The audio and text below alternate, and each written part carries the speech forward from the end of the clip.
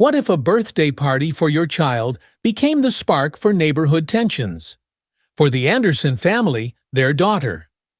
Sophie's celebration turns into something far more unsettling when a neighbor's call brings the police to their doorstep. A peaceful day spirals into a confrontation fueled by prejudice, dividing a once quiet community. How will the Andersons navigate the rising hostility? Will they find support? Or will the weight of injustice pull them down? This story explores the power of unity, the pain of exclusion, and the strength it takes to stand up for what's right. Stick around to see how the Andersons fight for their place, and be sure to subscribe and comment below. We'd love to hear your thoughts on this powerful journey of resilience and change. Now, let's get started. The story opens with the Anderson family moving into their new home in the affluent neighborhood of Westbrook Heights. The house is a beautiful, spacious, colonial-style home with a large backyard that's perfect for gatherings. Amelia Anderson, a poised and successful lawyer, is excited about the fresh start, as is her husband Ethan, a professor at a nearby university. Their daughter Sophie is over the moon with her new room and the idea of celebrating her upcoming 10th birthday in their new home. The move is smooth, but there's an undertone of unease from some of the neighbors. As the moving truck pulls away, the Andersons notice some of the neighbors watching from a distance, not quite as welcoming as they expected. Amelia, always the optimist, brushes it off as people simply being cautious with new arrivals. However, George Parker, their next-door neighbor, seems especially cold. He offers a forced smile but keeps his distance. As they settle in, Amelia and Ethan begin to notice that while some neighbors are polite, others seem to go out of their way to avoid them. Sophie, too young to understand the complexities of racism, tries to befriend the neighborhood children, but some of them, subtly guided by their parents, keep their distance. The Andersons shrug it off at first, determined to enjoy their new life. With Sophie's 10th birthday approaching, the Andersons plan a large party to celebrate. Sophie, full of excitement, makes invitations for her school friends and a few kids from the neighborhood. Amelia decorates the backyard with pink and gold streamers, setting up a large buffet table and hiring a magician to entertain the kids. Ethan grills in the backyard, happily preparing for the big day. They plan to make the party a warm, fun event, a chance to cement their place in the community. As the invitations go out, Amelia notices that the responses from the neighborhood kids are lukewarm. Some parents don't respond at all, and others decline with vague excuses. Karen Whitman, a friendly neighbor, accepts the invitation for her son, but hints at the quiet grumblings from some others. She mentions in passing that George Parker has been making comments about how certain people shouldn't be in the neighborhood. Amelia takes a deep breath and tells Ethan what Karen said, but they agree to focus on making the party a success. They will not let one negative neighbor ruin Sophie's big day. As the day of the party approaches, the Andersons encounter more subtle acts of exclusion. George Parker becomes increasingly passive-aggressive. One evening, he knocks on their door to complain about excessive noise from a family gathering that wasn't even that loud. He accuses the Andersons of not respecting the quiet nature of Westbrook Heights. Ethan, who has always been calm under pressure, bites his tongue, but Amelia begins to feel the strain. It's clear that George's actions are not just about noise. There's an undercurrent of something more insidious. Amelia starts to suspect that George's complaints stem from something much deeper than simple neighborhood etiquette. Sophie, meanwhile, remains blissfully unaware of the tension. She continues to talk excitedly about her birthday party, imagining all her new friends laughing and playing in the yard. The morning of Sophie's birthday arrives, and the Andersons throw themselves into making the day special. The backyard is transformed into a colorful wonderland, with balloons, a magician's stage, and games for the children. Music plays softly in the background, and the air is filled with the smell of barbecue. Guests start arriving: family, school friends, and a few neighbors, including Karen Whitman and her son. Sophie's friends from school bring gifts, and the kids are excited to see the magician. The atmosphere is filled with laughter and joy, and for a brief moment, everything feels perfect. But as the party picks up, Amelia notices George Parker peeking through his blinds, glaring at the festivities. She tries to ignore it, but it's hard to shake the feeling that something is going to happen. In his house next door, George Parker seethes. He watches the guests coming and going, the music playing, and the laughter of children sounds that, to him, seem to mock the quiet, orderly life he's always valued. To him, the Andersons don't belong here, and their party is an affront to everything he holds dear. Unable to contain his frustration any longer, George picks up the phone and dials 911. He reports suspicious behavior at his neighbor's house, complaining about excessive noise and hinting that something illegal might be going on. As the party continues in full swing, George watches from his window, a smug smile creeping onto his face. He knows the police will arrive soon, and he's sure they'll find something wrong. Just as the magician begins his act, 2 police cars pull up in front of the Andersons' home. The sight of the flashing lights immediately draws the attention of the guests, and the party comes to an abrupt halt. Amelia sees the officers step out of their cars and feels her stomach drop. Ethan, holding a tray of food, freezes. The officers, Sergeant Harris, a middle-aged, non-nonsense man, and Officer Torres, a younger woman with a more empathetic demeanor, approach the gate. The atmosphere of the party shifts dramatically as the guests, especially the children, sense that something is wrong. Amelia steps forward to greet them, her heart pounding in her chest. "Good afternoon, officers. Can I help you?" Sergeant Harris takes an authoritative stance, his face unreadable. "We received a complaint about suspicious behavior and excessive noise. We need to check out the situation." Amelia, maintaining her composure, responds calmly. "Suspicious behavior. This is just a birthday party for our daughter. We're here with friends and family." Officer Torres glances around, seeing the tables of food, the balloons, and the children laughing. She begins to look uncomfortable, sensing that something about this situation isn't right. But Sergeant Harris presses on, asking more questions about the number of guests and the nature of the gathering. As Sophie runs over to ask her mother why the police are there, Amelia kneels down and tells her it's nothing to worry about. But inside, she knows this isn't just a routine check, it's something much deeper. Something driven by George Parker's underlying prejudice. Amelia Anderson takes a deep breath, gathering her composure. The police officers standing before her represent authority, but beneath her calm exterior, she's aware of the complexities in this situation. The fact that they're here, interrupting a children's birthday party, is unsettling, but she knows she must handle this carefully. Ethan, who had been standing nearby holding a tray of cupcakes, walks over and joins her. His face is calm, but his eyes betray his concern. "Good afternoon, officers," he says in a measured tone. "What seems to be the problem?" Sergeant Harris, the older of the 2 officers, frowns slightly, still holding on to his authoritative posture. "We received a complaint about suspicious activity. There's been a report of excessive noise and the possibility of something illegal going on here." Ethan's eyebrows raise slightly. "Illegal? This is a birthday party for our daughter. We have food, drinks, and children playing. I'm not sure what's suspicious about that." Officer Torres, the younger of the 2, takes in the scene, the children laughing, the buffet table, the decorations. She shifts uncomfortably, clearly recognizing that this is nothing more than a family gathering. "Sir, Mom," she says softly, "we just need to confirm everything is in order.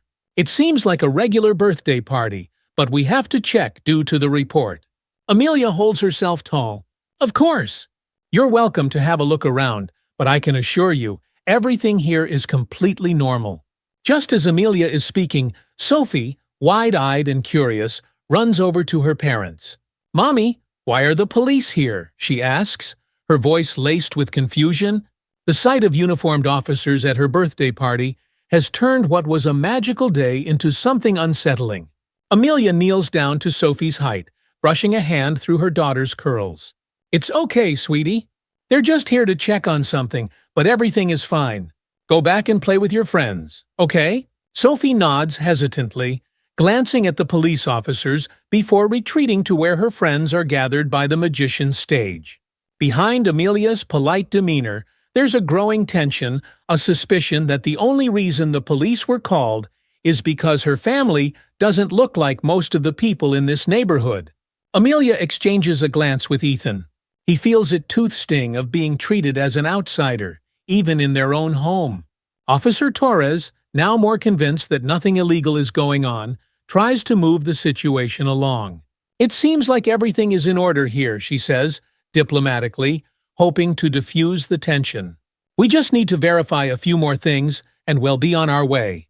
Sergeant Harris, still maintaining a more skeptical stance, interrupts, "Who lives here?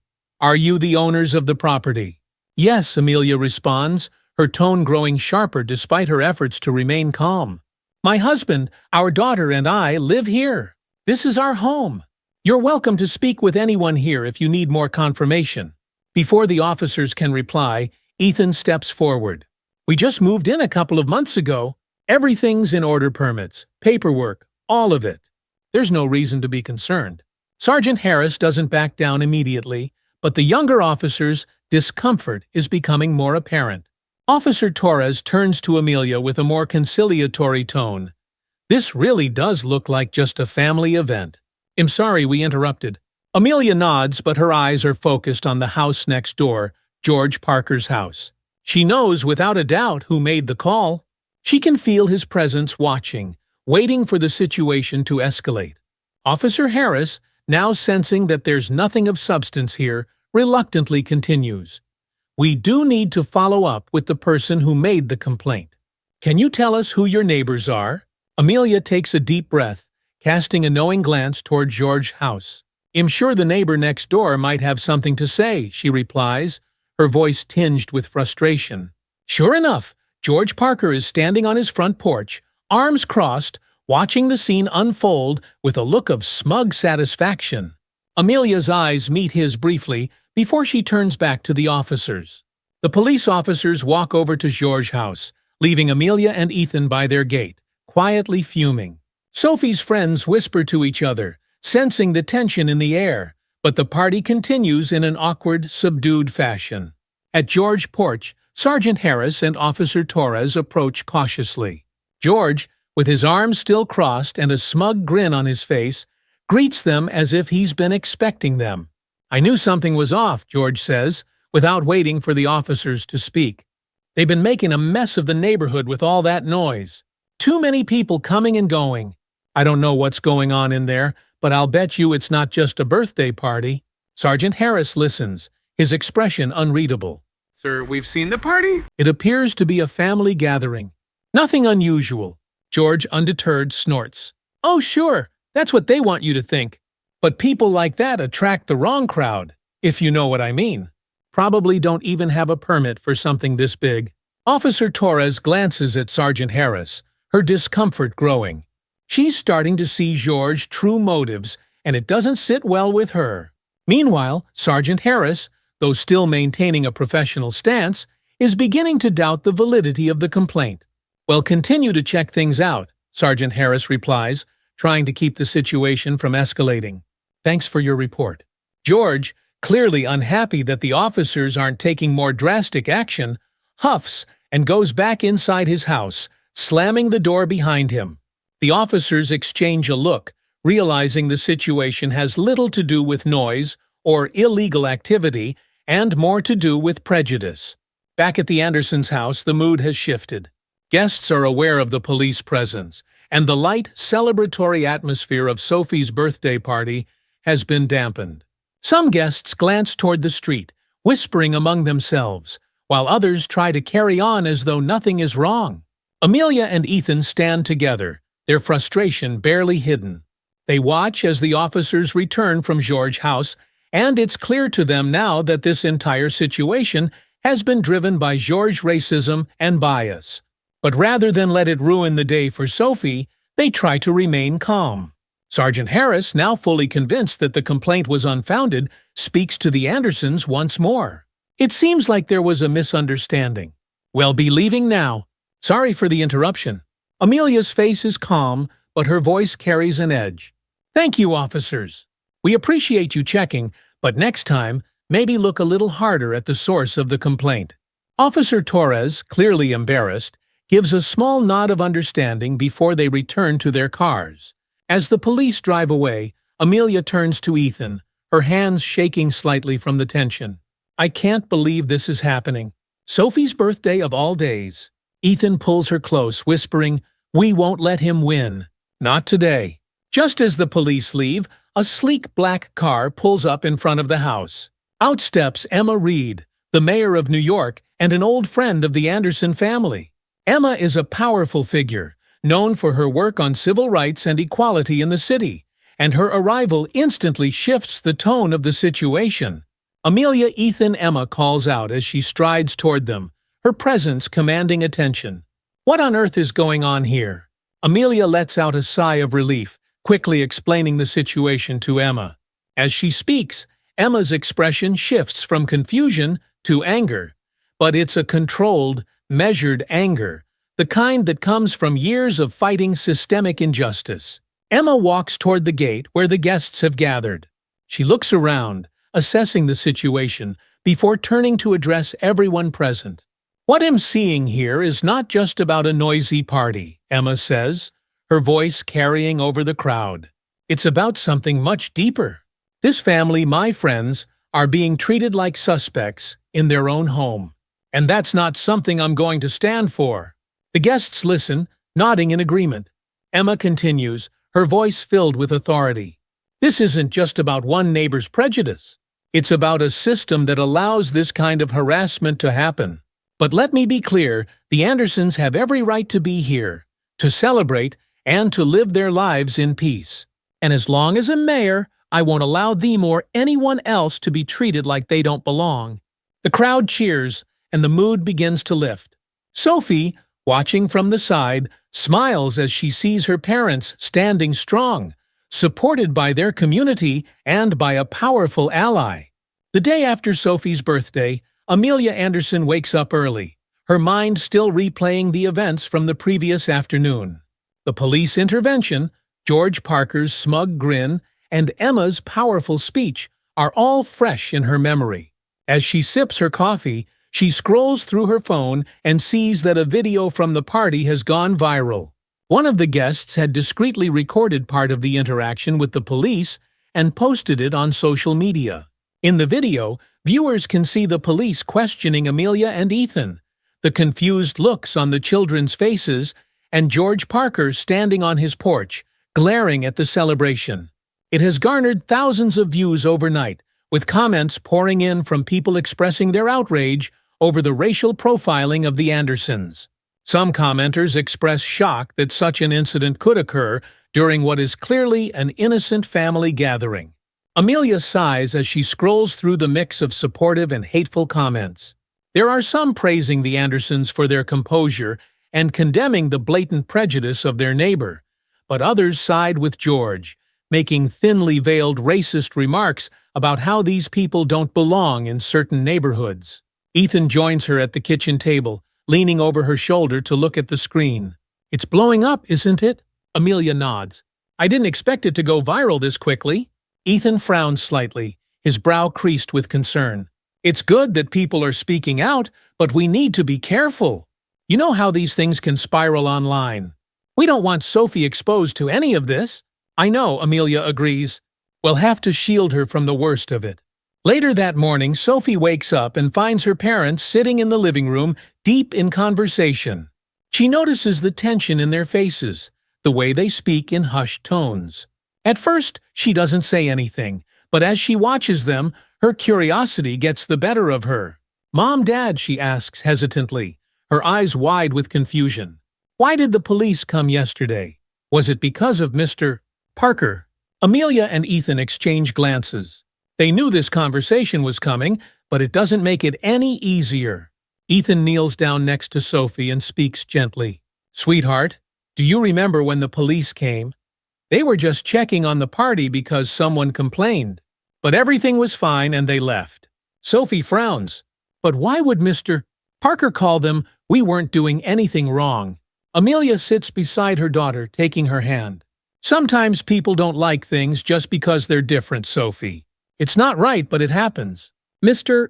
Parker, well, he doesn't seem to like that we're different from most of the other people here. Sophie looks puzzled. But we're nice. And the party was fun. Why would he not like us? Amelia's heart aches as she tries to find the right words. It's not about whether we're nice or not, sweetie. It's just some people don't like others based on things they shouldn't care about, like how we look. But we can't let that make us feel bad. We belong here just as much as anyone else. Sophie nods slowly, still not fully understanding, but trusting her parents. Okay, Mommy. Amelia gives her daughter a warm smile and pulls her into a hug, silently vowing that Sophie will never have to face this kind of prejudice without support. As the day progresses, the online reaction to the party incident continues to grow. News outlets pick up the story, especially since Mayor Emma Reid had been present and spoken out about the injustice. Reporters start reaching out to the Andersons for interviews, and their phones are flooded with calls from local activists and allies offering their support. At first, Amelia and Ethan are overwhelmed by the sudden attention. While they appreciate the outpouring of support from friends, community leaders, and even strangers, they also feel the weight of being thrust into the public eye. They hadn't wanted to become symbols of the ongoing fight against racism, they just wanted to celebrate their daughter's birthday in peace. Ethan, ever the logical one, suggests they handle it carefully. We need to be strategic about how we approach this. We can't just ignore it, but we also don't want to let it take over our lives. Amelia agrees. Let's talk to Emma. She'll know how to navigate this. We don't want Sophie exposed to too much of it, but we also have a responsibility to speak up. That afternoon, they meet with Emma at a nearby cafe, away from the prying eyes of reporters. Emma, always a source of wisdom and strength, listens carefully to their concerns. This isn't just about your family, Amelia, Emma says thoughtfully. What happened at Sophie's party reflects the broader issues we face as a society. You're not just fighting for yourselves, you're part of a larger fight for justice. But I understand the need to protect your privacy. We'll handle this carefully. Together, Emma and the Andersons devise a plan to address the public interest in a way that raises awareness without putting Sophie or the family in an uncomfortable position. Emma suggests they hold a press conference to publicly address the incident, calling attention to the racial profiling that still exists in affluent neighborhoods like Westbrook Heights.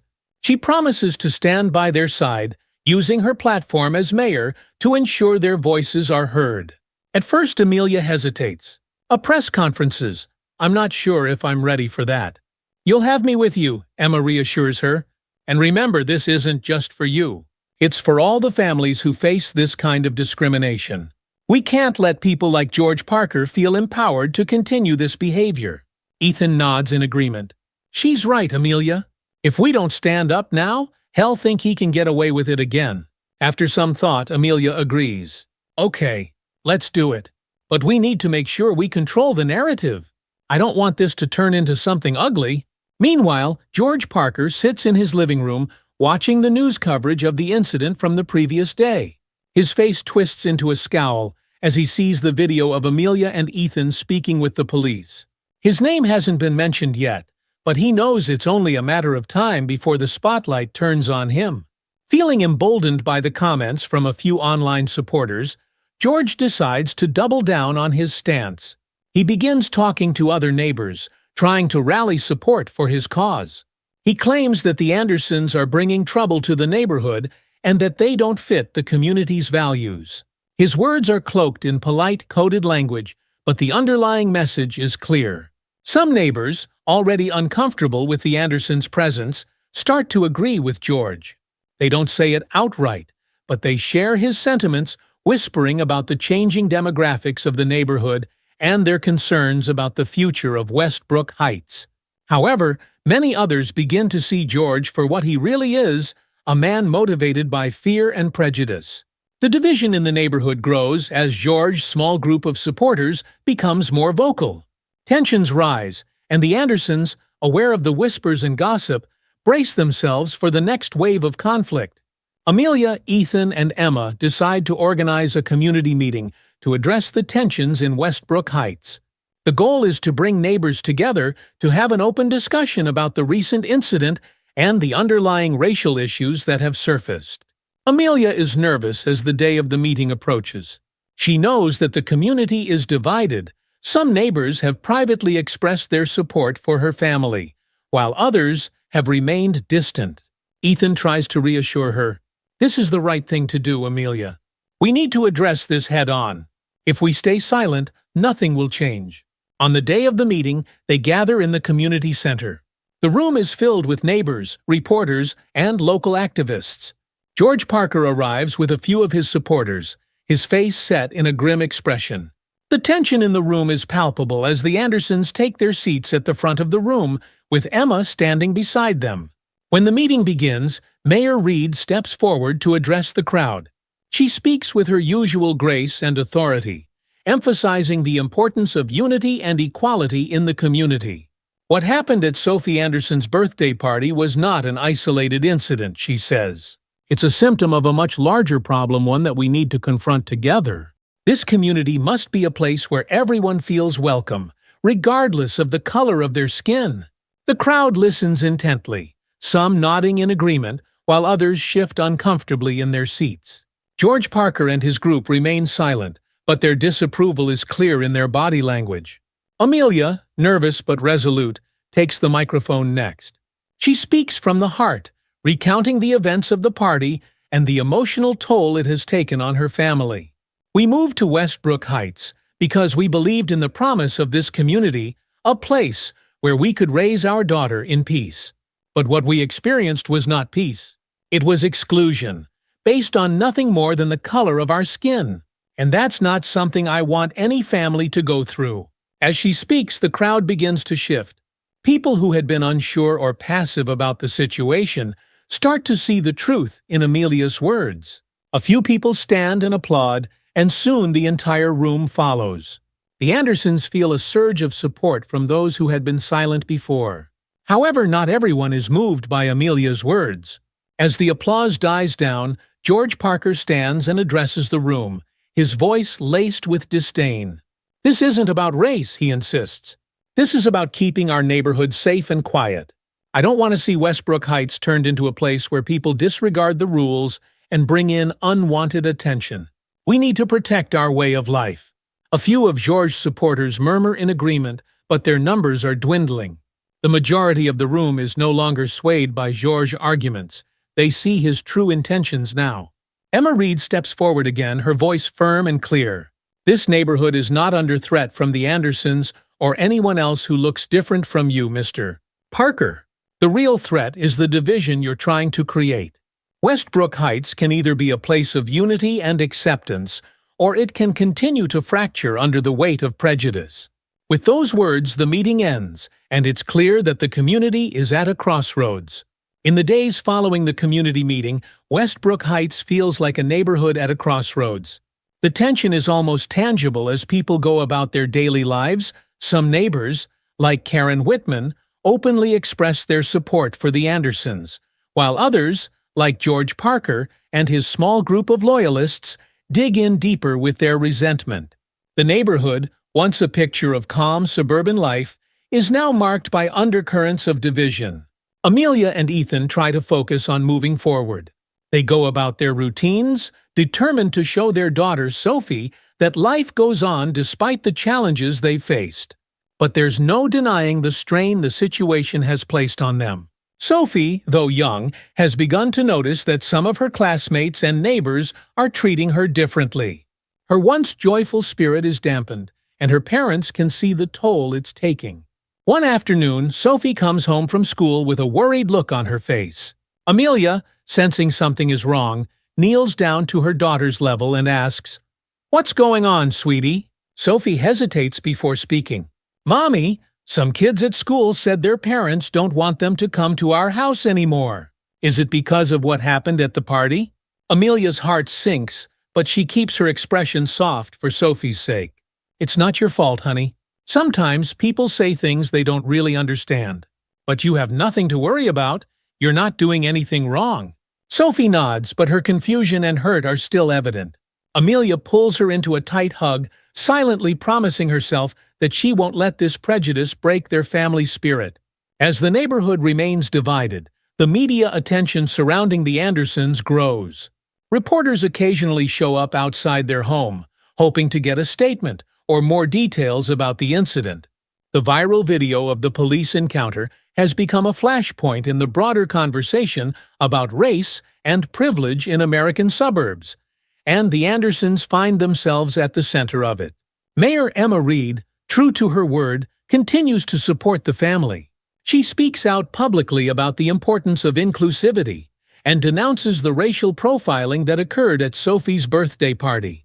Her powerful speeches resonate with many in the city, but they also attract backlash from those who accuse her of stirring up controversy. George Parker, emboldened by the small but vocal group of supporters he's rallied, doubles down on his campaign against the Andersons. He starts circulating a petition among the neighbors, calling for stricter regulations on large gatherings and disruptive behavior.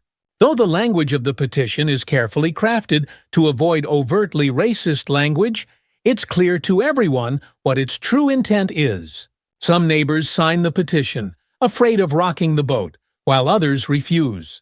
Karen Whitman, one of the Andersons' strongest allies, confronts George outside the local grocery store when she sees him pushing the petition. "This is ridiculous, George," Karen says, her voice sharp with anger. "You're targeting them because they're different, and you know it. Why can't you just let them live in peace?" George, unruffled, sneers at her. "I'm just protecting the neighborhood, Karen. You should think about what kind of future we're building here. Not everyone wants to see it change." Karen shakes her head, disgusted. "The future isn't something you can control, George. And what you're doing isn't protection. It's prejudice." Despite Karen's efforts, the petition continues to circulate, and George's influence among a small faction of the neighborhood grows. The division between those who support the Andersons and those who back George becomes more pronounced with each passing day. Amelia and Ethan feel the weight of the situation pressing down on them, but they refuse to back down. They've been through too much to let someone like George Parker dictate how they live their lives. Instead of retreating into their home and avoiding the tension, they decide to act. One evening, after putting Sophie to bed, Amelia and Ethan sit down at the kitchen table to discuss their next steps.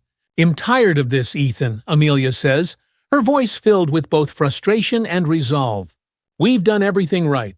We've been nothing but polite, and yet George is still trying to tear us down. We can't let him win." Ethan nods, his face set in determination. "You're right.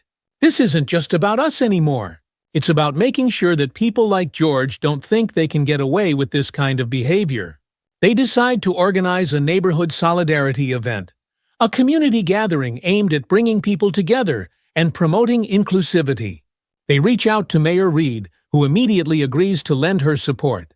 The event, they hope, will not only counter George's divisive petition, but also show the neighborhood that the Andersons and families like them are here to stay.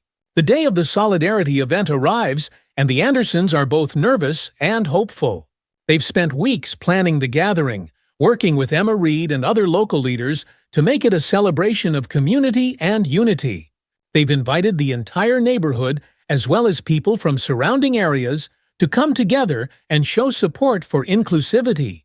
In their backyard, they set up tables with food, decorations, and games for the children. Music plays softly, and the air is filled with the sound of laughter, much like Sophie's birthday party had been before it was interrupted. As guests begin to arrive, the Andersons are relieved to see many familiar faces. Karen Whitman and her family are among the first to show up, followed by several other neighbors who had quietly supported them throughout the ordeal. Even some of the neighbors who had remained neutral during the conflict decide to attend, recognizing the importance of standing up for what's right. Emma Reid arrives, her presence lending a sense of gravitas to the event. She mingles with the guests, talking to families about the importance of unity and acceptance. The event feels like a fresh start, a chance for the neighborhood to heal and move forward. But as the event continues, Amelia can't help but notice that George Parker and his supporters are conspicuously absent. She had known from the beginning that they wouldn't attend, but the stark divide still stings. Despite the success of the event, there's a sense that the battle isn't quite over yet. Just as the event begins to wind down, word spreads through the crowd that George Parker is holding a meeting with his supporters at his house. It's not a coincidence, the timing is deliberate. George wants to make a point that there are still people in the neighborhood who believe in his version of protecting Westbrook Heights. Amelia and Ethan hear the whispers and exchange a glance. They know they can't ignore this any longer. "We need to confront him," Ethan says, his voice steady but firm. Amelia hesitates for a moment, then nods. "You're right. We've let him spread his lies for too long. It's time to stand up to him." With Karen Whitman and Mayor Reid by their side, Amelia and Ethan walk to George's house. The tension is thick as they approach, knowing that this confrontation could change everything. When they arrive, George is standing on his porch, surrounded by a small group of his most loyal supporters. "George," Amelia says, her voice calm but unwavering. "We need to talk." George sneers at them. "What is there to talk about? I think I've made my point clear." Amelia steps forward, her chin held high. "You've been trying to tear this community apart ever since we moved in, and I won't let you do it anymore.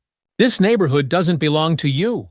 It belongs to all of us, everyone who lives here, regardless of what they look like or where they come from." George's supporters murmur, but they seem less certain than before. The Solidarity event has shown them that there are more people in the neighborhood who support the Andersons than they had realized. Mayor Reid steps forward, her voice filled with authority. "This kind of behavior has no place in Westbrook Heights, or anywhere else for that matter. I suggest you think long and hard about what kind of community you want to be a part of, George. Because this one is moving forward, with or without you." George's face turns red with anger, but he knows he's losing ground. His supporters are starting to drift away, realizing that they've been on the wrong side of history. In the weeks following the confrontation, the tension in the neighborhood begins to ease. George Parker, once the self-appointed defender of Westbrook Heights, finds himself increasingly isolated. His influence wanes, and many of his supporters distance themselves from him. The Andersons, meanwhile, are embraced by their community. The Solidarity event had brought people together in a way that hadn't seemed possible before. Neighbors who had once remained silent now openly express their support for the Andersons, and a sense of unity begins to grow within Westbrook Heights. The children, too, follow suit. Sophie finds herself invited to more playdates and birthday parties than ever before, finally feeling the sense of belonging that her parents had hoped for when they moved to the neighborhood. But it's not just Sophie who feels the change. Amelia and Ethan, too, notice the shift. Karen Whitman, who had always been a steadfast ally, introduces them to more open-minded neighbors. And suddenly, the Andersons aren't just the new family on the block, they're part of the fabric of the community. George Parker, on the other hand, faces the consequences of his actions. His vocal attempts to stir division have backfired, and he's no longer the quiet authority in the neighborhood that he once believed himself to be. More and more of his former supporters distance themselves from him, realizing that siding with hate and exclusion isn't a battle they want to fight. As the weeks go by, George retreats further into isolation. The same neighbors who once nodded in agreement with his grumbling now avoid him altogether, and his petitions and complaints are ignored. Even the local homeowners association, which had been silent during the conflict, quietly refuses to acknowledge his latest attempts to push for stricter regulations on gatherings. George's isolation reaches its peak when a few neighbors begin to suggest that maybe Westbrook Heights would be better off without him. Subtly at first, but then more openly, the idea that George might consider moving away is voiced in conversations between residents. It's clear that his attempts to protect the neighborhood have only caused disruption, and now he finds himself out of step with the new inclusive community that Westbrook Heights is becoming. The Anderson family, however, continues to thrive. The Solidarity event had been a turning point, not just for them, but for the entire neighborhood. As summer turns into autumn, the Andersons host a barbecue in their backyard, inviting the neighbors they've grown close to, along with Karen, her family, and even some families who had been on the fence during the earlier conflicts. The barbecue is a success. Children play on the lawn. Neighbors share stories and laughter, and the smell of grilled food fills the air. It's a stark contrast to Sophie's birthday party, which had been marred by prejudice and suspicion. This time, there are no interruptions, no complaints, no tension, just a sense of belonging and community that the Andersons had longed for when they first moved to Westbrook Heights. Amelia, standing by the grill with Ethan, looks out over the gathering with a soft smile. "This is what it should have been all along," she says quietly. Ethan nods, flipping a burger. "We knew it would take time, but we got here. This is home now." As the evening winds down and the last of the guests begin to leave, Mayor Emma Reid approaches the Andersons, a warm smile on her face. "I'm proud of you both," she says. "You stood your ground, and look at what you've built. Westbrook Heights is a better place because of you." Amelia smiles, grateful for Emma's constant support. "We couldn't have done it without you," she replies. "You gave us the strength to keep going." Emma nods but shakes her head modestly. "You had the strength all along. I just made sure everyone else saw it." Although the community has largely moved forward, George Parker remains a looming presence. His bitterness festers as he watches the neighborhood embraces the Andersons. One evening, as Amelia is walking home from a neighborhood meeting, she encounters George on the sidewalk. The tension between them is palpable, but instead of avoiding him, Amelia decides to confront him one last time. "George!" she calls out as she approaches him. He turns, his face hardening. "What do you want?" Amelia doesn't flinch. "I just want to know why. Why did you go out of your way to make us feel unwelcome? What did we ever do to you?" George's eyes narrow, and for a moment, Amelia thinks he won't answer. But then he sighs, the anger in his face replaced by something closer to resignation. "You didn't do anything to me," he mutters. "I just don't like change. This neighborhood, it's not what it used to be. And I guess I thought I could stop it." Amelia shakes her head. "You can't stop change, George. And the truth is, you're the only one who's made this neighborhood worse. You don't have to like us, but you don't have the right to treat us like we don't belong." George looks away, his jaw clenched. "Maybe you're right," he says, his voice softer than before. "But that doesn't mean I have to like it." Amelia stands firm. "No, you don't. But you need to accept it. This is our home now, and we're not going anywhere." For a moment, there's silence between them. Then, without another word, George turns and walks away, his shoulders slumped. Amelia watches him go, feeling a sense of closure. She knows George will likely never change his views completely, but she also knows that he's no longer the threat he once was. As winter approaches, Westbrook Heights continues to evolve. The division that George Parker tried to sow has largely dissipated, replaced by a sense of camaraderie among the residents. The Andersons, once seen as outsiders, are now an integral part of the community, and their journey has inspired others to stand up against prejudice. Sophie, once shy and confused about why she was treated differently, is now thriving. Her friendships with the neighborhood kids have blossomed, and she no longer worries about whether she belongs. She's found her place, just like her parents have. Amelia and Ethan, though still mindful of the challenges that remain in the world, are content. They've fought their battle, and they've come out stronger for it. Their home is truly their home now, a place of warmth, love, and acceptance. One day, as the first snow of the season begins to fall, the Andersons gather in their living room, watching the flakes drift down from the sky. Sophie curls up next to her parents, her eyes bright with excitement. "Can we build a snowman tomorrow?" she asks. Amelia smiles, wrapping an arm around her daughter. "Of course we can." Ethan nods, his arm around both of them. "A snowman, and maybe even a snowball fight." Sophie grins, her worries long forgotten. And for a moment, the Anderson family sits in peaceful silence, watching the snow cover the neighborhood that has finally, truly become their own. Months after the community has settled back into its rhythm, news spreads that George Parker has sold his house. He moves away quietly, without much fanfare, and few people in the neighborhood even notice his departure. It's a fitting end for a man who tried to hold on to the past and failed. Westbrook Heights, meanwhile, continues to grow as a symbol of what can happen when a community chooses unity over division. The Andersons, though happy to see George go, focus not on his departure, but on the positive changes they've helped bring about. In the end, the Anderson family's story isn't just one of personal victory. It's a story about resilience, the power of community, and the belief that even in the face of prejudice, love and unity will always prevail. It's been several months since George Parker moved away from Westbrook Heights. The neighborhood feels different, more open, more welcoming.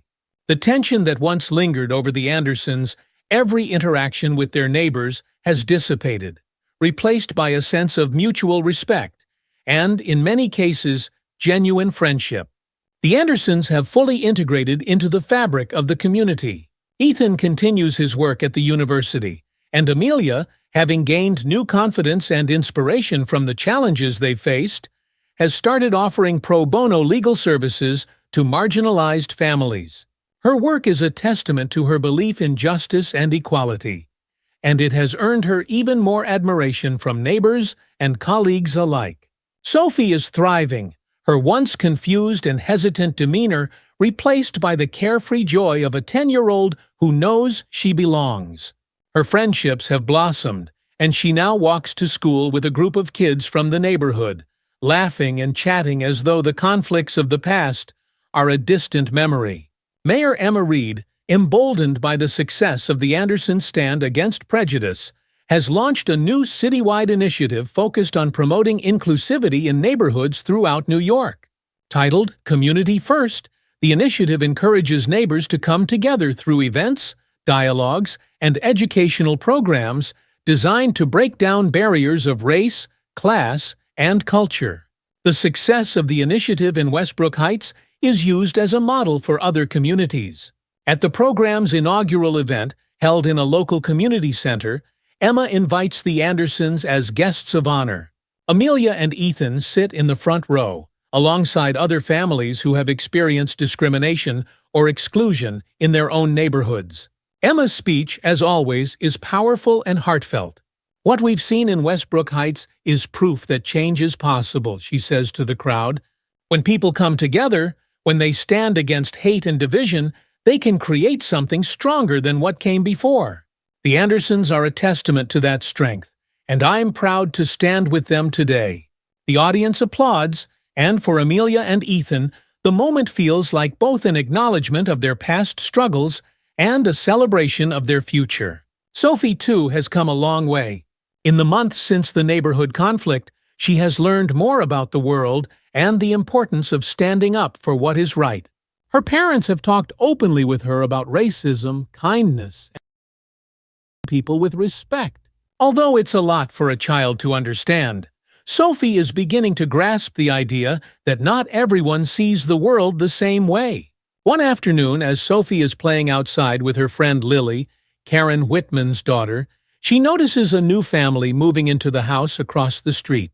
The family is from a different cultural background, and Sophie sees that some of the neighborhood kids are eyeing the new arrivals with curiosity and a little apprehension, much like when her own family had moved in. Without hesitation, Sophie waves to the new family, a big smile on her face. "Hi, I'm Sophie. Welcome to the neighborhood." The new family smiles and waves back, visibly relieved by Sophie's warm greeting. Lily joins in, echoing Sophie's welcome, and soon the other kids follow suit. It's a small moment, but to Amelia, who is watching from the window, it feels monumental, a sign that the lessons they've all learned are being passed on to the next generation. One afternoon, Karen Whitman, the Andersons' longtime ally and friend, invites Amelia over for tea. The two women sit on Karen's back porch, looking out over the peaceful neighborhood. Karen, always a source of honesty and warmth, reflects on how things have changed since the Andersons first moved in. "You know," Karen begins, stirring her tea thoughtfully, "I wasn't sure how all of this would play out when you first moved in. I've always tried to be open-minded, but even I didn't realize how much this neighborhood needed to change." Amelia nods, understanding. "It's hard to see sometimes until something forces it into the light." Karen sighs. "I think a lot of people were stuck in their ways. Even those who didn't agree with George weren't willing to stand up to him at first. But you and Ethan gave us the courage to speak out. You changed things." Amelia smiles softly, grateful for Karen's words. "We didn't do it alone. People like you were right there with us. And it wasn't easy." Karen shakes her head. "No, it wasn't. But it was necessary. And look at the neighborhood now. It feels different. Better." The two women sit in comfortable silence for a moment, each reflecting on the journey they've been through together. It's a friendship forged in the fire of adversity, and one that neither of them takes for granted. As the year draws to a close, the Andersons are invited to attend a city council meeting, where Mayor Reid plans to recognize several families who have made a positive impact on their communities. The Andersons, humbled by the invitation, attend the meeting with quiet pride. During the meeting, Emma Reid presents the Anderson family with a Community Leadership Award, praising them for their resilience, their strength, and their commitment to making Westbrook Heights a better place for everyone. As Amelia and Ethan accept the award, the room fills with applause, and Sophie beams with pride. In her acceptance speech, Amelia speaks from the heart. "When we first moved to Westbrook Heights, we thought we were simply finding a new place to live, a house, a yard, a neighborhood for our daughter to grow up in. But what we found was something much more. We found a community willing to grow, willing to change, and willing to stand up for what's right." Ethan, standing beside her, adds, "We're proud to call this neighborhood home, and we're grateful for everyone who stood with us. This isn't just our victory, it's a victory for all of us." The applause that follows is filled with emotion.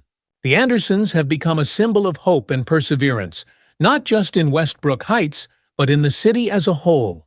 Their story is one of triumph over adversity, a reminder that change is possible when people come together with open hearts and open minds. As the Anderson family walks home from the city council meeting, the night air cool and crisp, they reflect on the journey that has brought them to this point. What started as a simple desire to build a life in a new neighborhood had turned into something far more profound. Ethan looks over at Amelia, his hand in hers. "We've come a long way, haven't we?" Amelia smiles, her heart full. "We really have." Sophie, walking between them, looks up at her parents. "Do you think we'll stay here forever?" Amelia laughs softly. "I don't know about forever, Sophie. But for now, this is home. And that's what matters." As they walk down their street, past the homes of neighbors who have become friends, the Anderson family feels a sense of peace that had eluded them for so long. Westbrook Heights is no longer just a place where they live, it's where they belong. Months after receiving the Community Leadership Award, the Andersons continue to make an impact. Inspired by their journey, Amelia begins speaking at community events and forums, sharing her family's story and encouraging others to stand up against prejudice in their own neighborhoods. Her speeches, filled with personal anecdotes and messages of resilience, resonate with people from all walks of life. Ethan, too, finds new purpose in his work as a professor, integrating lessons about community and social justice into his courses. His students, many of whom have followed the Anderson story, engage in thoughtful discussions about the power of inclusion and the importance of standing up against discrimination. Sophie, now a little older and wiser, continues to be a beacon of kindness in her community. She organizes a neighborhood book club for kids, bringing together children from different backgrounds to read stories about empathy, friendship, and diversity. As the years go by, the Anderson family's legacy of change continues to grow. Westbrook Heights, once a neighborhood marked by division, has become a symbol of what's possible when people choose unity over fear, love over hate. And for the Andersons, their story isn't just about a single victory, it's about building bridges, one step at a time, toward a brighter, more inclusive future for everyone. If you enjoyed this story and want to hear more powerful emotional narratives like the Anderson family's journey, don't forget to hit that subscribe button. Join us as we explore more uplifting, real-life-inspired stories that highlight resilience, community, and the power of standing up for what's right. Click subscribe and turn on notifications so you never miss an inspiring story from our channel. And today, she had risen above the doubts, the fear, and the prejudice, just as she always did. Dana stood and walked to the window, looking out over the city. She knew there would be more storms ahead, both in the air and in her career. There would be more people like Susan Caldwell, people who questioned her abilities before even knowing her name. But Dana also knew that she had the strength to rise above it all. She had proven herself, not just to the world, but to herself. And that was what mattered. As she stood there, her phone buzzed with a new message. It was from Eric. "Tomorrow's flight is at 7 a. Mem. You ready for another adventure, Captain?" Dana smiled, her fingers tapping out a quick response. "Always." She set her phone down and looked out at the city once more, her heart filled with quiet pride. Tomorrow would bring new challenges, but she was ready. She was always ready to fly. A few weeks later, Dana was sitting in her apartment, sipping her morning coffee and scrolling through the day's flight schedule when an unexpected letter arrived in her mailbox. It was a simple white envelope, addressed to her in neat, unfamiliar handwriting. Curious, Dana opened it and unfolded the letter inside. The words were handwritten, the ink slightly smudged in places, as if the writer had paused several times while writing. "Dear Captain Brooks, I don't know if you'll remember me, but I was on the flight from Los Angeles to New York a few weeks ago, the one with the terrible storm. I was the woman who confronted you at the gate, the one who didn't think you were supposed to be the pilot. I've thought about that day a lot since then, and I realize now how wrong I was. I judged you unfairly, and I allowed my own ignorance to cloud my judgment. I can't even begin to imagine how hard you've worked to get where you are, and am sorry that I ever doubted you. You saved my life that day, Captain Brooks. You kept me and everyone else on that plane safe, and for that, I owe you more than just an apology. I owe you my gratitude. Thank you for everything you did that day, for being calm in the storm, for keeping us safe, and for showing me that there is always more to someone than what we see on the surface. You'll never forget it. Sincerely, Susan Caldwell."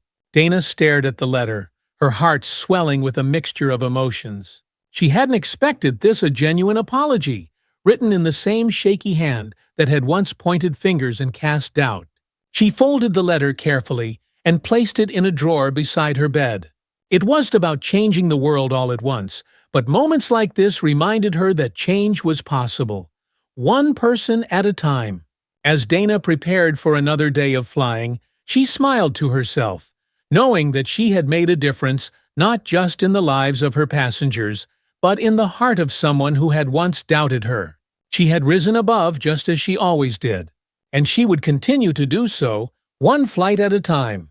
If this story inspired you or made you think about resilience, strength, and overcoming life's challenges, make sure to hit that like button. Don't forget to subscribe to the channel for more stories that highlight personal growth and the power of perseverance. Turn on the notification bell so you never miss an update, and if this story resonated with you, leave a comment down below sharing your thoughts. I'd love to hear your experiences, especially if you've ever faced a challenge where you had to rise above, just like Dana. Thanks for watching, and remember, no matter the turbulence, we can always find a way to soar higher. Others thought she had been too harsh, especially on Myers, who had been popular among his peers for his assertiveness on the streets. Taylor, however, wasn't interested in being liked. Her job wasn't to win popularity contests, it was to lead. Still, she couldn't ignore the growing tension within the department. Rumors began to spread whispers that Taylor was too strict, too focused on changing things when, in the eyes of some officers, there wasn't much that needed changing. It was the classic resistance to reform, the same pushback she'd seen in departments all over the country. One morning, as Taylor made her way through the hallways, she overheard two officers talking in hushed tones near the break room. "I don't know, man," one of them said. "The chief's got it out for us. All this talk about accountability. It's like she doesn't trust us to do our jobs anymore. She's trying to turn this place into one of those departments you see on TV," the other officer muttered. "Next thing you know, we'll be handing out tickets for jaywalking." Taylor paused just out of sight, her chest tightening with frustration. It wasn't just the resistance to change that bothered her, it was the way they seemed to be missing the point entirely. It wasn't about punishing them. It was about making sure they understood their responsibility to the community, to the people they were supposed to protect and serve. That afternoon, Taylor called a meeting with Deputy Chief Michael Walker in her office. She needed to get a sense of how deep this divide ran, and more importantly, what she could do to bridge it if that was even possible. Walker sat across from her, his arms crossed, his usual calm demeanor slightly tense. He could sense the strain on her, the weight of leadership pressing down hard. "They're pushing back," Taylor said, not bothering with pleasantries. "They think I'm being too harsh." Walker raised an eyebrow. "And what do you think?" Taylor rubbed her temples. "I think I'm doing what needs to be done. But I also know that if I push too hard, I risk losing them entirely." Walker sighed, leaning back in his chair. "Change isn't easy, Taylor. You knew that when you took this job." "I did," Taylor agreed. "But knowing it and living it are two very different things." Walker studied her for a moment before speaking again. "You're right to hold them accountable. Myers and Johnson needed to face consequences for what they did. But you've got to make sure the rest of the department doesn't see this as an attack. They need to understand that this is about making them better, not tearing them down." Taylor nodded, her gaze fixed on the papers scattered across her desk. "I don't want them to be afraid of me. I want them to respect me, and more importantly, I want them to respect the badge." "Respect is earned," Walker said quietly.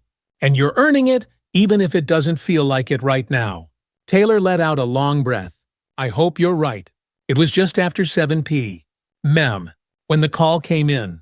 Taylor had barely sat down at her kitchen table with a cup of coffee when her phone buzzed, interrupting the brief moment of peace she'd managed to carve out after another long day. The voice on the other end of the line was tense, sharp with urgency. "Chief, this is dispatch.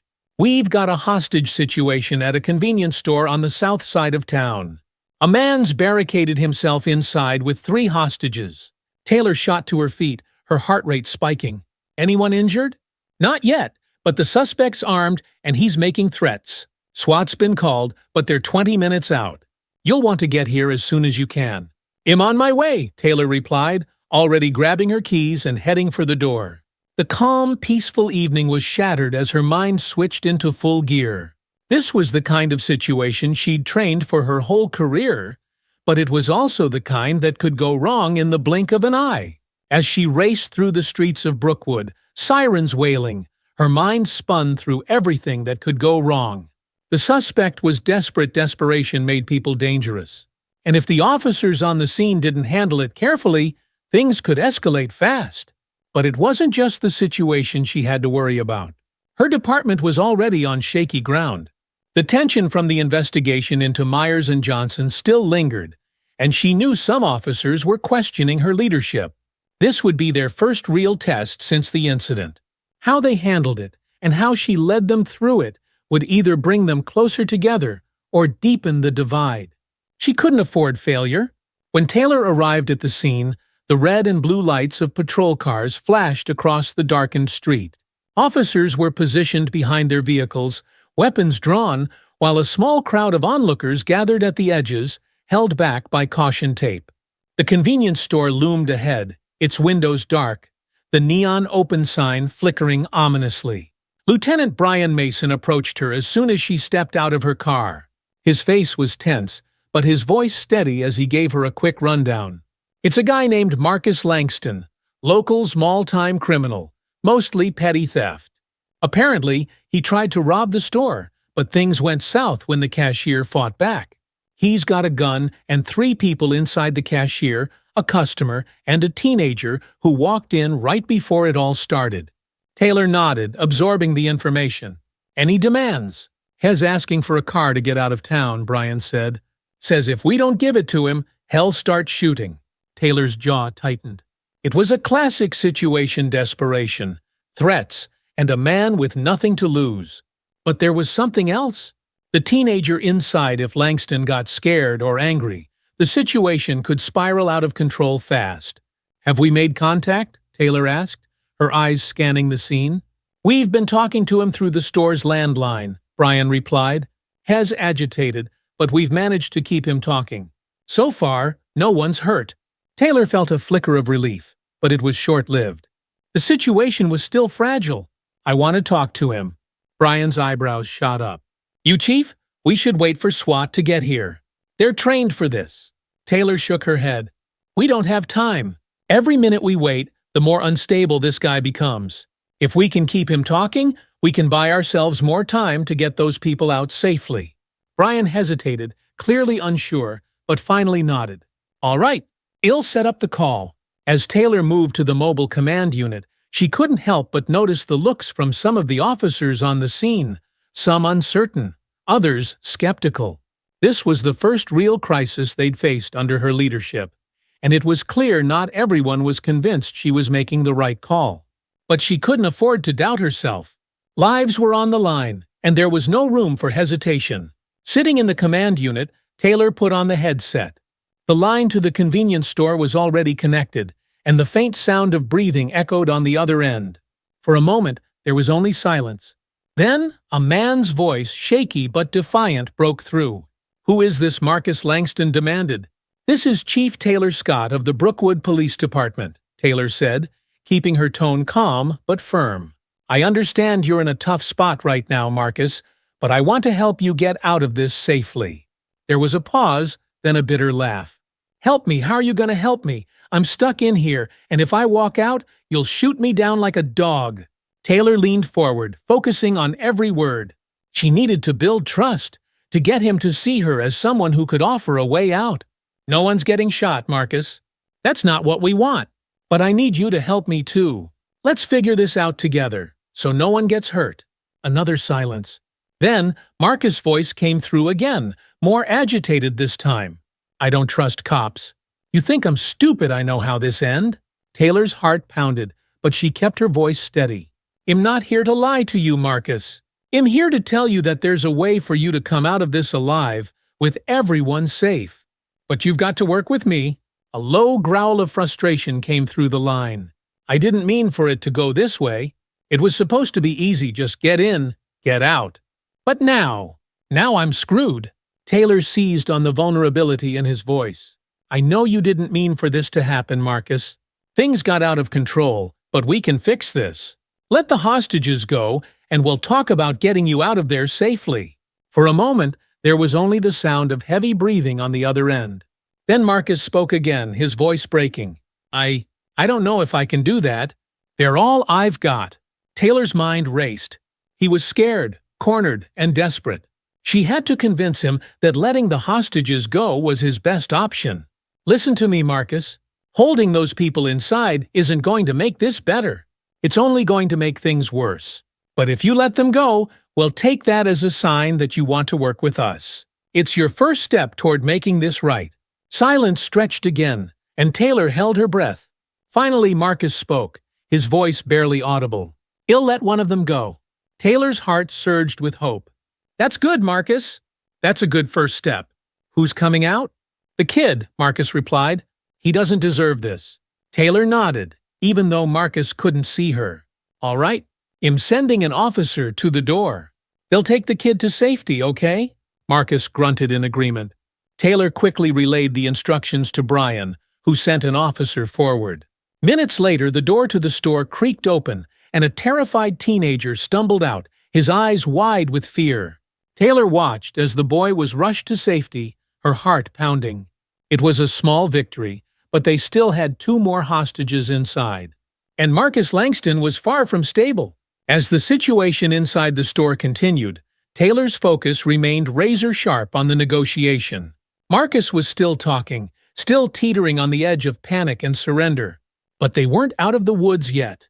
Just as Taylor was about to respond to Marcus' latest demand, Brian's voice cut in through her earpiece.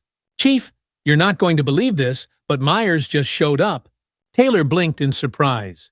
Myers has suspended. I know, Brian said, his tone incredulous. But he's here, and he says he can help. Says he knows Marcus personally used to bust him for petty crimes back in the day. Taylor's mind raced. Jared Myers was the last person she expected to see tonight, especially given everything that had happened. But if what he was saying was true, if he knew Marcus Langston, then maybe he could help de-escalate the situation.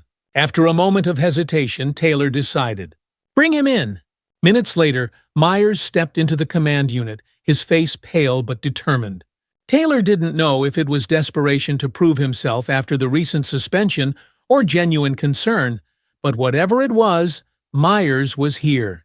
And he might be the key to ending this standoff without bloodshed. "Chief," Myers said, his voice steady, "I know Marcus. He's been in and out of trouble for years, but he's not a killer. He's scared, and I think I can talk him down." Taylor studied Myers, searching for any sign of the arrogance that had defined him before. But all she saw was someone willing to step up, to make amends for past mistakes. She nodded. "All right, Myers. He'll let you talk to him. But if this goes south, I am pulling you out immediately." Myers didn't argue. He took the headset and began talking to Marcus, his voice calm but firm. "Marcus, it's Jared Myers. You remember me?" There was a long pause, then Marcus' voice crackled through the line, surprised but wary. "Myers, what the hell are you doing here?" "I'm here to help you, man," Myers said. "I know you didn't mean for things to go this way. I've seen you screw up before, but you've never hurt anyone. You don't want to start now." Marcus' voice wavered. "I don't know, man. I don't know what to do." Myers leaned forward, his tone becoming more urgent but still controlled. "You let one of the hostages go. That was the right move. You're doing the right thing, Marcus. Just let the other two go, and we can figure this out." The tension in the command unit was palpable. Taylor watched Myers closely, ready to jump in if needed, but so far he was handling it. And then, miraculously, Marcus agreed. "Okay," Marcus said, his voice thick with emotion. "Okay, he'll let them go. Just don't shoot me." Myers' voice softened. "No one's going to shoot you, Marcus. Just walk out with your hands up, and we'll get you out of this safely." Taylor's heart pounded as the door to the convenience store opened again. The remaining hostages emerged first, followed by Marcus, his hands raised in surrender. Officers moved in quickly to take him into custody, but there was no violence, no gunfire. It was over. Taylor let out a long breath she hadn't realized she'd been holding. Against all odds, they had pulled it off. And Myers, despite everything, had stepped up when it mattered most. After the scene cleared, Taylor found herself standing alone in the no-empty parking lot, the cool night air brushing against her skin. The crisis had ended peacefully, and for that, she was grateful. But what lingered in her mind wasn't just the success of the operation, it was Jared Myers. She had been prepared to write him off as a reckless, arrogant cop who didn't belong in her department. But tonight, he had proven that he could do better, that he could be better. And in doing so, he had reminded her of why she had taken this job in the first place. People could change. Departments could change. It wasn't easy, and it wasn't fast, but it was possible. As Taylor watched Myers talking with Brian and the other officers, she knew that tonight had been a turning point. Not just for Myers, but for the entire department. Trust had been broken in the past, but tonight had begun to mend it, piece by piece. It wouldn't be the last crisis they faced, and there were still officers in the department who resisted the changes Taylor was pushing for. But for the first time in a long while, Taylor felt something she hadn't felt since the day she was appointed chief. Hope. The morning after the hostage situation, the atmosphere at the Brookwood Police Department felt different. There was still the usual hustle and bustle as officers prepared for their daily briefings and filed their reports. But underneath it all, there was a quiet buzz sense of something having shifted overnight. Taylor sat at her desk, reviewing the final report on Marcus Langston's arrest.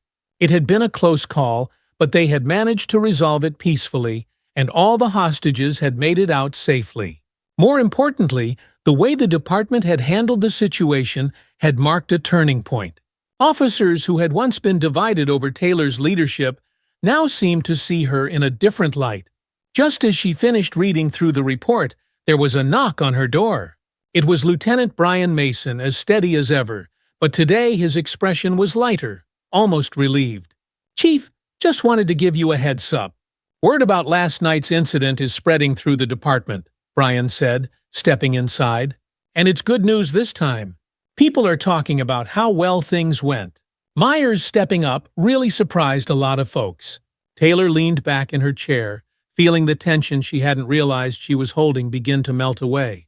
"What's the general sentiment?" she asked, knowing how important the officer's trust was to the department's cohesion. Brian sat down across from her, rubbing the back of his neck thoughtfully. "Honestly, I think last night changed a lot of minds. There's been a lot of talk about how you handled the negotiation and how you brought Myers in, even though he's suspended. They're seeing you as more than just the person cracking down on them. They're seeing a leader who's willing to trust her people even after mistakes." Taylor considered his words, her mind flashing back to the moment when Myers had shown up. She had taken a gamble by letting him help, but it had paid off. More than that, it had allowed the department to see that redemption and growth were possible, even for someone like Myers, who had been on the wrong path. "That's good to hear," Taylor said, though she tempered her relief. "But we're not done yet. The real challenge will be keeping this momentum going. We can't let one good night undo the work we still need to do." Brian nodded in agreement. "I think people are starting to get that. You've got more allies than you realize, Chief." Taylor smiled at that, a small but genuine smile. For the first time in a long time, she felt like the department wasn't just surviving. It was starting to thrive. Later that afternoon, Taylor called Jared Myers into her office. His suspension was still in effect, but after last night, she knew they needed to talk. Myers entered the room with a cautious expression, as if unsure of what was coming. He stood at attention, waiting for her to speak. "Have a seat, Officer Myers," Taylor said, gesturing to the chair in front of her desk. Myers sat down, but he didn't look entirely comfortable. There was still a lingering wariness in his eyes, a trace of the arrogance she had once seen in him, now replaced by something quieter, more thoughtful. "I wanted to thank you for your help last night," Taylor began, watching his reaction closely. "You stepped up when it mattered, and because of that, we were able to end the situation peacefully." Myers looked down at his hands, nodding slightly. "Thank you, Chief. I knew Marcus. I couldn't stand by and do nothing." Taylor studied him for a moment before continuing. "You did the right thing.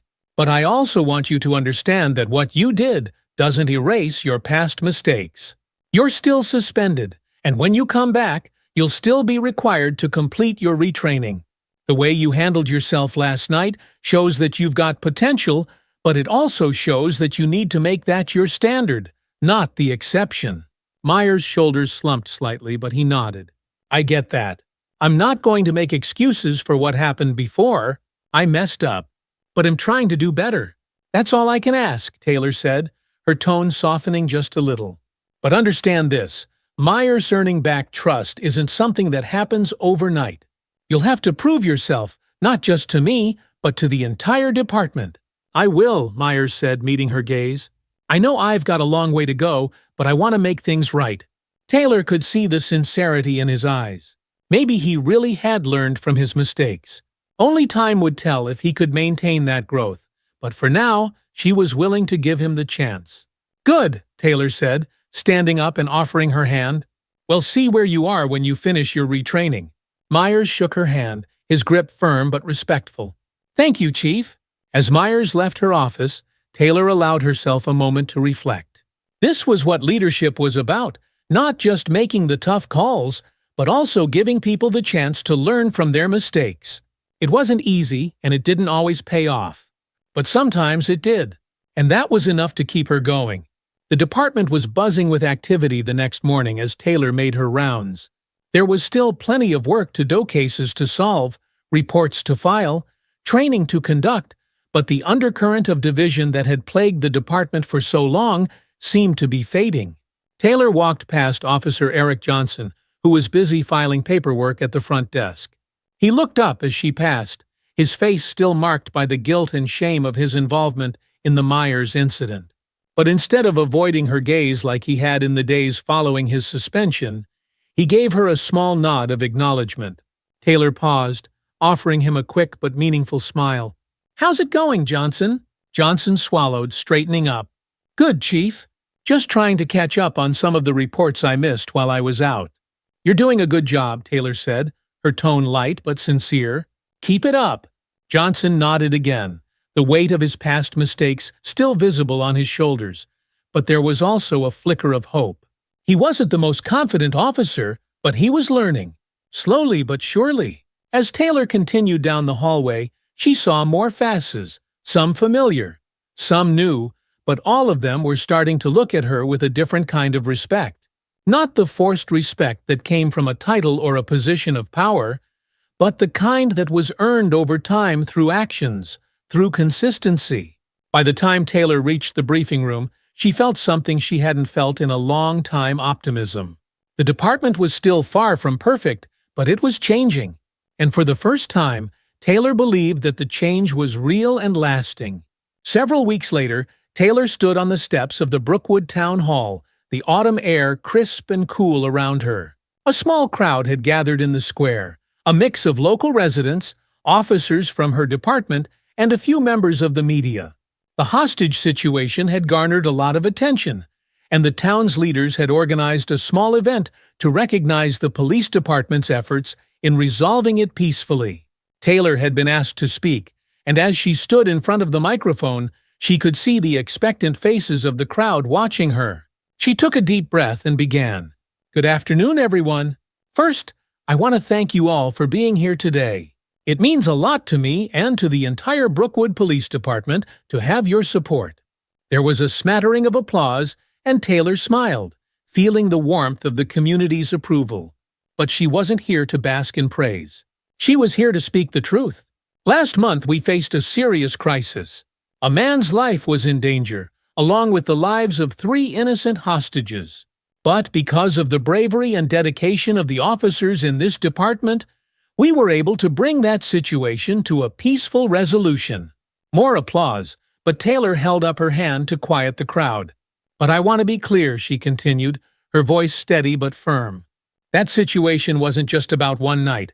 It was about the trust we've been building slowly, day by day, between this department and the people of this town. Trust isn't something that comes easily. It's something we have to earn, not just once, but every day." She glanced out at the crowd, her gaze settling on a few familiar faces, members of the community who had been skeptical of her leadership when she first arrived.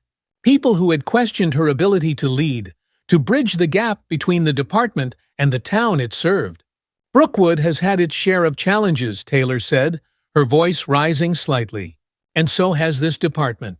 But what you've shown is that when we work together, when we listen to each other, we can overcome those challenges. We can build something stronger, something better." The applause this time was louder, more heartfelt. Taylor smiled, feeling the energy of the crowd wash over her. For the first time since she had taken the job as chief of police, she felt like she wasn't just leading a department. She was part of a community that was finally starting to trust her and the officers under her command.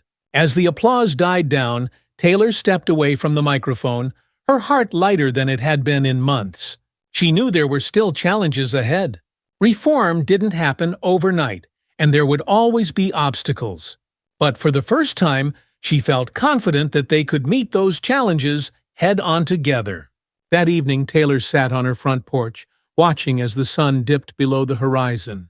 The sky was painted with streaks of orange and pink, and the cool autumn breeze rustled the leaves in the trees. It was peaceful, something she hadn't allowed herself to enjoy in far too long.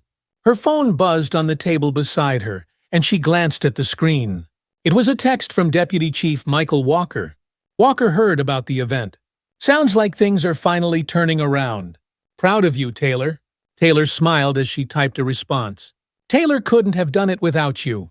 As she set the phone down, Taylor let herself relax, the weight of the past few months finally lifting. The department had faced its struggles, and there was still plenty of work to do. But they were moving forward, and that was all she could ask for.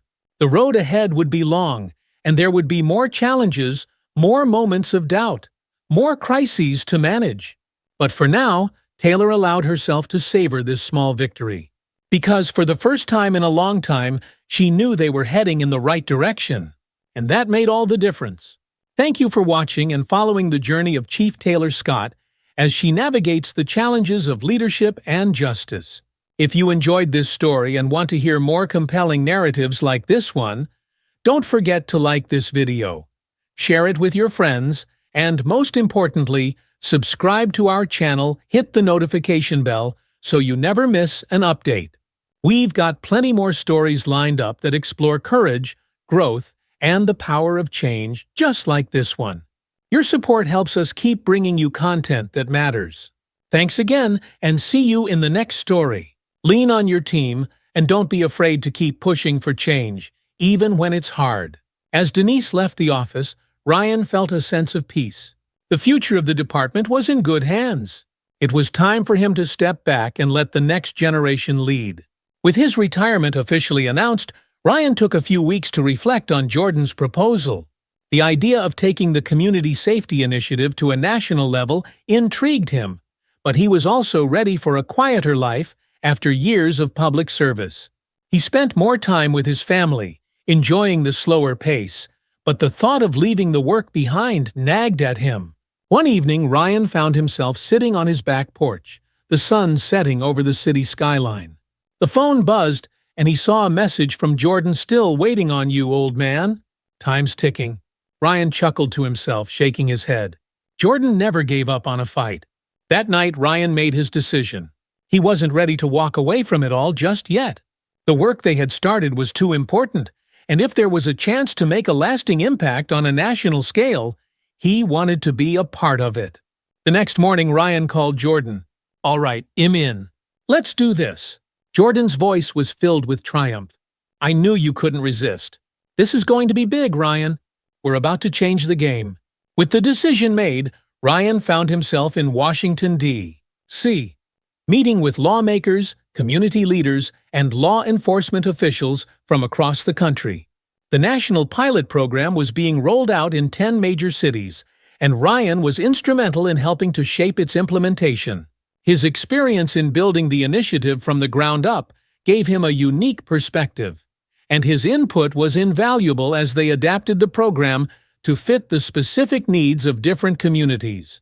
Jordan, as always, was right there with him, leading the charge from the legal side and ensuring that the program stayed true to its original goals of fairness, justice, and community empowerment. As the months passed, Ryan found himself energized by the work. He had thought he was ready for retirement, but this new mission gave him a renewed sense of purpose. The challenges were immense, but so were the rewards. He watched his communities begin to embrace the new model as officers and residents, and as the seeds of change spread from city to city. 2 years into the national pilot program, the results were undeniable. The Community Safety Initiative had reduced violent incidents, built stronger bonds between law enforcement and residents, and empowered communities to take control of their own safety. The program was hailed as a success, and plans were already underway to expand it to even more cities. Ryan, now in his mid-60s, knew it was finally time to step back for good. His work was done. He had helped lay the foundation for a new era of policing and community collaboration, and he had no doubt that the leaders who followed would continue to build on that legacy. As he stood on the steps of the Capitol, watching the latest round of national reforms being signed into law, Ryan felt a deep sense of fulfillment. He had spent his life fighting for justice, for fairness, and for a better future. And now that future was being realized. Jordan stood beside him, grinning. "Well, old man, we did it." Ryan smiled, his eyes reflecting both pride and relief. "Yeah, we did." They stood there together, watching the crowds below, knowing that their fight had been worth it. The road had been long, the challenges immense, but they had built something lasting, something that would shape the future for generations to come. And in that moment, Ryan knew that while his journey as a public servant was over, his legacy of justice, reform, and hope would live on. Ryan Carter had officially retired from his role as chief of police and had successfully completed his work on the national pilot program. Now, standing on the balcony of his home in Denver, he gazed out over the city that had shaped his life. After decades of service, he was finally stepping away from the day-to-day grind of law enforcement. But it didn't feel like the end. In many ways, it felt like a new beginning. Without the constant pressures of his old position, Ryan found himself reconnecting with old hobbies and passions that he hadn't had time for in years. He spent more time with his family, his wife Elena, and their two grown children, Tyler and Sophia. The past few years had been especially hard on them with Ryan's intense focus on work, and now he wanted to make up for lost time. One sunny afternoon, Ryan and Elena took a walk through the park, something they hadn't done in what felt like ages. The air was crisp, the leaves falling gently around them, and Ryan felt a sense of peace that he hadn't experienced in years. "You finally have time to slow down," Elena said with a smile as they strolled along the path. Ryan nodded. "It feels strange, but it's nice. I think I forgot what it was like to just be present." Elena squeezed his hand. "You've earned it, but I have a feeling you're not done yet." Ryan smiled, knowing she was right.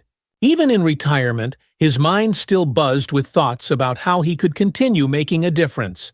But this time, he would do it on his terms, without the constant demands of his old job weighing him down. A few months into his retirement, Ryan was approached by a local university to teach a course on ethical leadership and policing reform. The idea intrigued him. He had spent years putting these principles into practice, but now he had the opportunity to pass that knowledge on to the next generation of leaders. The thought of stepping into a classroom full of eager students, young people, who would one day be responsible for shaping the future of law enforcement, gave Ryan a renewed sense of purpose. He accepted the offer and began preparing for the course. On his first day at the university, Ryan felt a twinge of nervousness as he walked into the lecture hall. The students sat quietly, some of them looking excited, others curious, all waiting for the former police chief who had gained national recognition for his reforms. "Good afternoon," Ryan began, standing at the front of the class. "My name is Ryan Carter, and I'm here to talk to you about the future of policing." He paused, scanning the room before continuing. "But before we talk about the future, we need to understand the past, the mistakes, the challenges, and the moments when we didn't get it right. Because if we don't learn from those moments, we'll be doomed to repeat them." The room was silent as Ryan spoke, but he could feel the students' attention. Their interest piqued. Over the course of the semester, Ryan shared not just the victories he'd had in his career, but the hard lessons he had learned along the way. He emphasized the importance of empathy, listening, and above all, the responsibility that comes with the badge. Teaching gave Ryan a new outlet for his energy and passion. It wasn't the adrenaline-filled, high-stakes work of policing, but it was just as important. These students were the future, and he was determined to equip them with the tools they needed to lead with integrity. While Ryan was settling into his new role as an educator, Jordan Thompson's star continued to rise. His work on the national level had gained him a reputation as one of the most respected voices in the fight for justice reform. Jordan had helped pass landmark legislation that put ethical limits on the use of surveillance technology, created national standards for police accountability, and expanded community-led safety programs across the country. One afternoon, Jordan called Ryan from his office in Washington, D.C., and with some unexpected news. "Ryan, guess what?" Jordan said, his voice buzzing with excitement. "They want me to run for office." Ryan chuckled. "Who's they? And what office are we talking about here?" Jordan laughed. "A group of people who've been following my work think I should run for Congress. They want me to take this fight from the courtroom to the Capitol." Ryan wasn't entirely surprised. Jordan had always been a fighter, and he had the kind of charisma and conviction that made him a natural leader. "I can't say I didn't see this coming. Are you thinking about it?" "I am," Jordan admitted. "It's a huge responsibility, but I've been thinking about how much more we could accomplish with the right people in power. If I can push for change at the highest level, why not go for it?" Ryan nodded, though Jordan couldn't see it. "You've always said we need people inside the system to change it from within. This might be your chance to do just that." "I've been thinking the same thing," Jordan replied. "It's a big step, but I think it's the right one." As they talked, Ryan felt a deep sense of pride for his friend. Jordan had spent his life fighting for justice, and now he was on the verge of taking that fight to the national stage. The following year, Jordan launched his campaign for Congress. With his years of legal experience and his proven track record in reform, he quickly gained support from a wide range of voters. His platform focused on criminal justice reform, civil rights, and economic equality issues that had been central to his work for decades. Ryan, though retired, was actively involved in the campaign, offering advice and helping Jordan connect with key community leaders. He traveled with Jordan to campaign events, standing by his side as they continued to push for the changes they had always believed in. On the night of the election, Ryan sat in the campaign's headquarters, surrounded by Jordan's team, watching the results roll in. The energy in the room was electric, but Ryan remained calm, reflecting on everything they had accomplished together. When the final votes were tallied, it was official: Jordan had won the election. The room erupted into cheers, and Jordan was immediately swarmed by supporters and media. But as soon as he had a moment, Jordan made his way through the crowd to Ryan. "We did it, man," Jordan said, grinning from ear to ear. Ryan smiled, shaking his friend's hand before pulling him into a hug. "You did it! I'm proud of you." Jordan nodded, his expression turning serious for a moment. "None of this would have happened without you, Ryan. We've been in this together from the start." As the celebration continued, Ryan couldn't help but feel that this was only the beginning of something even bigger. Jordan's election to Congress meant that the work they had started years ago, the fight for justice, fairness, and accountability, was now being carried forward on a national level. And while Ryan was stepping back, he knew that the movement would continue to grow, led by people like Jordan, who were ready to take the next steps. As Ryan watched Jordan deliver his victory speech later that night, he felt a sense of closure and fulfillment. The work they had done together had made a lasting impact, not just in their city, but across the country. They had faced countless obstacles, but through it all, they had never given up. Ryan's life was quieter now, but it was filled with meaning. His time teaching at the university continued to bring him joy, and the students he mentored were already starting to make waves in the fields of law enforcement, social justice, and community activism. His influence would live on through them, and through the work Jordan was doing on a national scale. In the end, Ryan realized that the fight for justice never truly ended. It was passed down from one generation to the next, evolving with each new challenge. But he took comfort in knowing that the work would continue long after he was gone. And as he looked toward the future, Ryan Carter was filled with hope that the lessons they had learned, the battles they had fought, and the progress they had made would lead to a world that was fairer, more just, and filled with opportunity for all. As the story draws to a close, we want to thank you for joining us on this powerful journey of justice, friendship, and change. If you enjoyed this story and want more thought-provoking content like this, be sure to subscribe to our channel. Your support means the world to us, and it helps us continue sharing stories that inspire, challenge, and make a difference. Don't forget to hit the notification bell so you never miss an update, and feel free to share your thoughts in the comments below. We'd love to hear where you're watching from and what impact this story had on you. Subscribe now for more impactful stories and content that makes you think. We value your feedback, so if you enjoyed this story, leave a like and share your thoughts in the comments below. Thank you for being part of our storytelling community, and stay tuned for more stories that remind us all that no matter how hard things get, we are never truly alone.